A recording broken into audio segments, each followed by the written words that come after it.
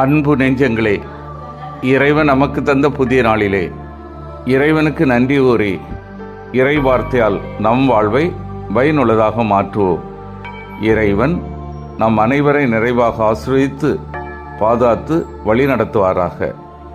இன்றைய சிந்தனை: இறைவாக்கினரை ஏற்போம், சீடத்துவ பணிபுரிவோம். மத்தேயு நற்செய்தி நூல் பிரிவு 10 இறை சொற்றொடர்கள் 37 முதல் 42 முடிய.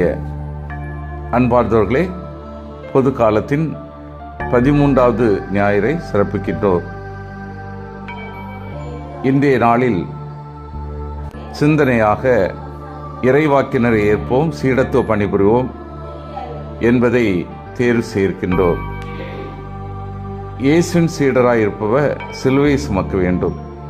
நற்செய்தி வாசகத்தில் ஆண்டவர் இயேசு தன்னுடைய சீடர் எப்படி இருக்க வேண்டும் என்பதை தெளிவாக எடுத்துரைக்கின்றார். இயேசு தன்னுடைய சீடராக இருக்க முன்வைக்கும் முதலாவது நிபந்தனை சிலுவை சுமப்பதற்கு தயாராக இருக்க வேண்டும் என்பதாகும். சிலுவை என்றால் பணிவாழ்வில் எதிர்கொள்ளும் சவால்கள், பிரச்சனைகள், அவமானங்கள், அச்சுறுத்தல்கள் போன்றவையாகும். இப்படி யார் ஒருவர் துன்பங்களை தாங்கிக் கொள்ள முன் வருகிறாரோ அவர்தான் தன்னுடைய சீடராக இருப்பார் என்று இயேசு மிக தெளிவாக எடுத்துரைக்கின்றார். லூக்கா நற்செய்தியில் இயேசு தன்னை பின்பற்றி வர விரும்பியவரை பார்த்து கூறுவார்: நரிகளுக்கு பதுங்கு குழிகளும் வானத்து பறவைகளுக்கு கூடுகளும் உண்டு, மானிட மகனுக்கோ தலை சாய்க்க கூட இடமில்லை.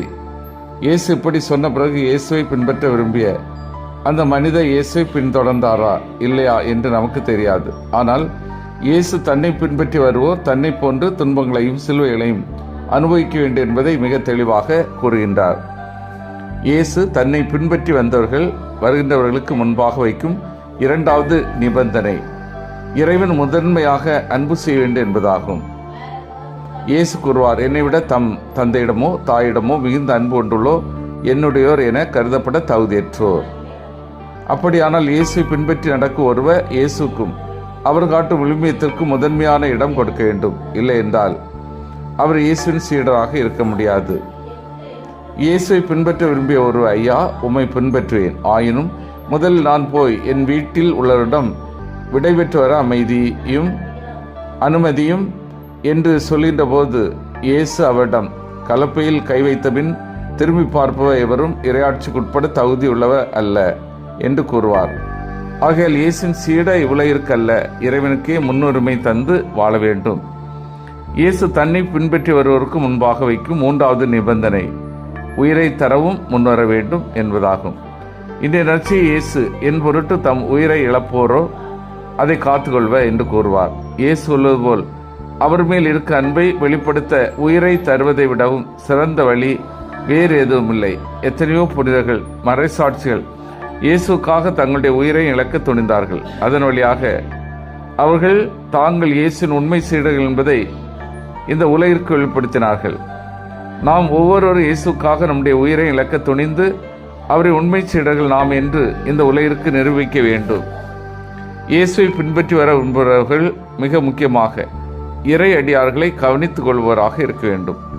அரசர்கள் 2ஆம் நூலிலிருந்து எடுக்கப்பட்ட இன்றைய முதல் வாசகத்தில் எலிசா இறைவாக்கினர் சூனேமுக்கு சென்ற பொழுது ஒரு பெண்மணியின் வீடு வழியாக கடந்து செல்கிறார். அப்பொழுது அந்த பெண்மணி இறைவாக்கிய எலிசாவை அழைத்து தன்னுடைய வீட்டில் உணவருந்து சொல்கிறார், தங்குவதற்கு இடமும் ஏற்பாடு செய்து தருகின்றார்.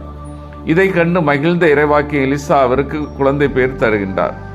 நம்முடைய ஞான மெய்ப்பொருளுக்கு நம்மாலான உதவிகளை செய்ய வேண்டும் என்கிறது திரு அவையின் ஒழுங்குமுறை. அந்த வகையில் சூனேம் நகர பெண்மணி எலிசா இறைவாக்கினருக்கு தன்னால் இயன்ற உதவியை செய்தார். அதனால் குழந்தை பெற பேறு பெற்றார். இதன் மூலம் ஆண்டவர் இயேசு சொல்லக்கூடிய இறைவாக்கு ஒருவரை அவர் இறைவாக்கு என்பதால் ஏற்றுக்கொள்பவர் இறைவாக்கினர் கூறிய கைமாறு பெறுவார். இச்சிறியருள் ஒருவருக்கு அவர் என் சீடர் என்பதால் ஒரு கிண்ணம் குளிர்ந்த நீராவது கொடுப்பவரும் தம் கைமாறு பெறாமல் போகா என்ற வார்த்தையானது நிறைவேறுகிறது. நாம் நம் நடுவில் ஆன்மீக பணி, சமூக பணிகளையும் செய்கின்ற இறை அடியாளர்களுக்கு நம்மாலான உதவிகளை செய்கின்றோமா என்று சிந்தித்து பார்க்க வேண்டும். பல நேரங்களில் நாம் இறை அடியாளர்களை அவமரியாதை செய்ய முயல்கிறோமே ஒழிய அவர்களுக்கு உதவிகளை செய்ய முன்வருவதில்லை. இந்நிலை மாற வேண்டும். அவர்களுக்கு நம்மாலான உதவிகளை செய்ய வேண்டும். அப்போதுதான் நம்முடைய குடும்பம், சந்ததி மற்றும் சமுதாயம் இறைவனின் ஆசி பெறும். ஒரு முறை துறவி ஒருவரும் அவருடைய சீடரும் புனித தலத்திற்கு திரு யாத்திரை சென்று கொண்டிருந்தார்கள். நெடுந்தூரம் நடந்து வந்த களைப்பினால் துறவி அவருடைய சீடரும் ஊருக்கு ஒதுக்குப்புறத்தில் இருந்த ஒரு வீட்டின் திண்ணையில் படுத்து அயர்ந்து தூங்கிவிட்டனர். அப்பொழுது அங்கு வந்த அந்த வீட்டு எஜமானி, போவர் வருவோர் எல்லாம் படுக்கை இது என்ன சத்திரமா என்று சொல்லி அவர்கள் மீது தண்ணீரை இறைத்து அங்கிருந்து விரட்டி அடித்தார். அவர்கள் இருவரும் பக்கத்து வீட்டுக்கு சென்ற போதும் அதே நிலைதான் ஏற்பட்டது. அப்பொழுது அந்த துறவி தன்னுடைய சீடரை பார்த்து சொன்னார், இந்த ஊரில் இருப்பவர் யாருமே எங்கேயும் சிதறுண்டு போகாமல் இங்கே இருக்கட்டும். இவ்வாறு சொல்லிவிட்டு அவர் தன்னுடைய நடையை கட்டினார். சீடர் ஒன்று புரியாமல் அவரை பின்தொடர்ந்தார்.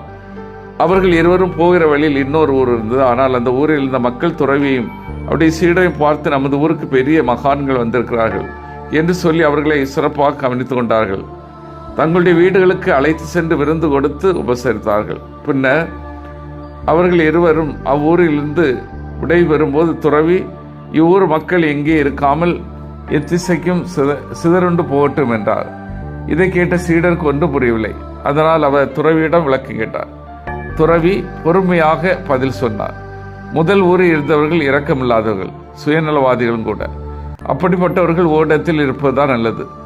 ஆனால் இரக்க குணமும் படைத்தவர்களோ எங்கள் எல்லா இடங்களிலும் வரவு சென்றால்தான் எல்லாருக்கும் சிறப்பு. அதனால்தான் நான் அப்படி சொன்னேன்.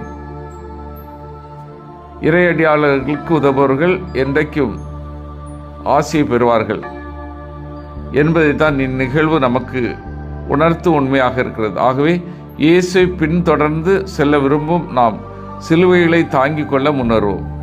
இறைவனுக்கு முதலிடம் தருவோம். தேவைப்பட்டால் அவருக்காக உயிரையும் தருவோம்.